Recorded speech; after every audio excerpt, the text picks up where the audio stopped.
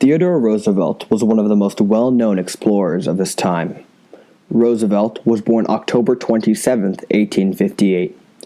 He soon enlisted in the Navy as it was a good way for him to see the world. Roosevelt was stationed in Cuba and climbed the ranks to a colonel. In Cuba, he became a war hero and soon returned to the States. After Roosevelt returned from Cuba, he took several positions in government. He started off being a member of the New York State Assembly, which led him to being the 33rd governor of New York in 1898. Theodore Roosevelt was elected as the 25th Vice President of the United States in March of 1901, and was elected as the 26th President in 1905. While exploring the Progressive Bull Moose Party, Roosevelt lost his third presidential election. This failed campaign would set him up for a depression. However, in the midst of this depression, he received a letter from the Argentinian government asking him to speak about his two successful terms as president. I traveled to Manhattanville College to interview an American history professor, Dr. Lawson Bowling. Professor Bowling was kind enough to give an intuitive definition on what exploration was. It means you're checking something out, and of course the dramatic form of exploration is you're checking out things that have not been checked out. The unexplored really intrigues the explorer mind. While speaking in Argentina, the Brazilian government shared this tempting offer with Roosevelt. He immediately boarded a steamship from Buenos Aires to the southern coast of Brazil. When arriving in Rio de Janeiro, he was briefed about this intense and perilous exploration. This trek would be through 1,200 miles of treacherous land that all others had died attempting to explore. This long stretch of the Amazon is located in western Brazil. Several other parties attempted to explore this river but failed.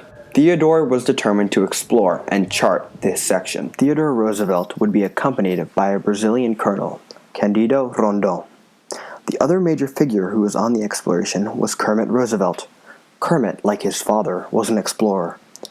The other members consisted of an American explorer named George Cruikshank and 15 other Brazilians. A third party was given wind of a life-changing exploration in South America. The third party was the National History Museum in New York, and they would decide to sponsor this exploration.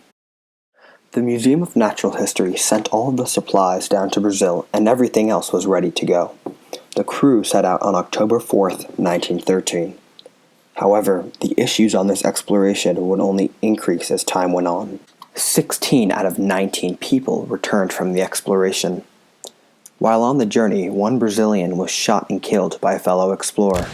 The murderer then fled into the jungle and was presumed dead. To make matters worse, the doctor on the voyage contracted a severe case of malaria and passed away. I am always willing to pay the piper when I have a good dance. Theodore Roosevelt says this. Unfortunately, this piper that he speaks of almost claimed the most important thing, his life. Everyone on the exploration contracted malaria as well as heat stroke. Broken ankles and other body parts were common on the voyage. However, the bullet from Theodore's assassination attempt was never removed. This caused for major problems, especially when it contracted a virus. Due to the fact that the doctor had died, Roosevelt couldn't treat the infection and soon became unable to walk. Exploration is movement into the unknown. After the unknown has been charted, it can then be described as explored. The Roosevelt-Randon scientific exploration explored a 1,200-mile stretch of the unknown terrain. This terrain included several precipitous waterfalls that had to be navigated around. Today, the river is used for tourism that boosts local economy. Also, a portion of this land has been turned into farms for local tribes and communities. Discovery is a significant part of exploration. The exploration discovered over 2,000 new species of animals and 20 new forms of plant life. Many of these newly discovered life forms are still on display at the museum in New York City. Some of the animals included specific breeds of turtles, frogs, and fish. In order to discover what the impact this exploration had, I traveled to Theodore Roosevelt's former estate, Sagamore Hill. Sagamore Hill is located in Oyster Bay, New York. There, I interviewed the head park ranger, Josh Reyes, and asked him a couple questions regarding this exploration. He also spoke at Argentina for one of the presidents, the delegates, for $13,000. But most importantly, this trip gave Roosevelt the opportunity to explore a vast, uncharted majority of South America. In addition, during the trip, they took 160 mules with them. Halfway through the trip, they only had 40 left. As a result of Roosevelt's successful exploration, the Brazilian government named the river after him. Rio Roosevelt is home to several communities now. Also, Candido Rondon had the state in which the river was discovered named after him.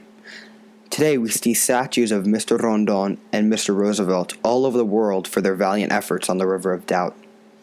This exploration encountered hundreds of problems, and all of them were dealt with. The valiant efforts put forth by the Roosevelt-Randon scientific exploration would change the way people explored forever. I would like to give a special thanks to my father, Mark Garbarini, for presenting this engaging topic to me. Also, to my teacher, Dana Landsman, for all of her help and support. To Professor Lawson Bowling from Manhattanville College. And finally, Josh Reyes, head park ranger at Sagamore Hill.